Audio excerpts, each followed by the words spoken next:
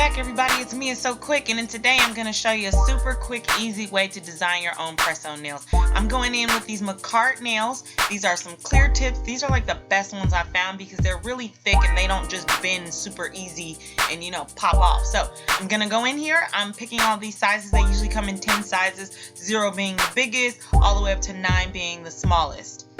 Once I got all my nails picked out, I just go ahead and put them on these little stands with the sticky tape because it makes it a lot easier for me to polish these nails. Next, you want to go ahead and grab a buffing block, and I'm just going to buff away all the shine on these nails.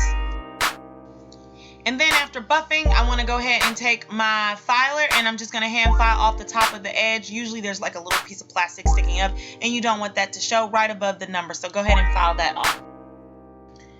You can also decide to shape the nails differently at this step if you choose to, but I'm already liking this Coffin Ballerina shape. So the next thing I'm going to do, I'm going to go ahead and grab some alcohol, and I'm going to use these lint-free wipes just to take away the dust that's on there, since these are some clear nails, and if you're ever using clear polish, you definitely don't want the dust to show through or pick up in the polish. Okay, here are what my nails look like, and now we are ready for our base coat. I'm going on with this Beetles base gel. It's really cheap and affordable. You can find it on Amazon. So I'm going to go ahead and apply a thin layer to all of the nails, and then I'm going to pop them in the UV lamp, or you can use an LED lamp, for 1.5 to 2 minutes.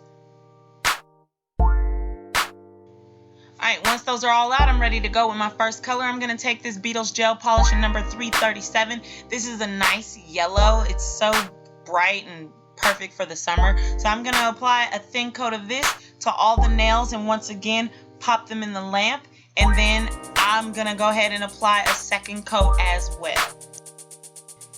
Alright, once I've done 2 coats, I'm going to go ahead and start doing some of my nail art. I'm going to go in with this glitter in number 341, and I'm going to apply that to the ring finger. I've noticed with these Beetles gel polish that the glitters are like super thick, so sometimes you kind of gotta pat it on there and just really maneuver it. And if you can't get it all in one coat, don't fret. Put it in the lamp, take it out, and then just fill it in with a second coat. Alright, and after those 2 coats have been applied and I've got the glitter on, I'm ready to go into something new.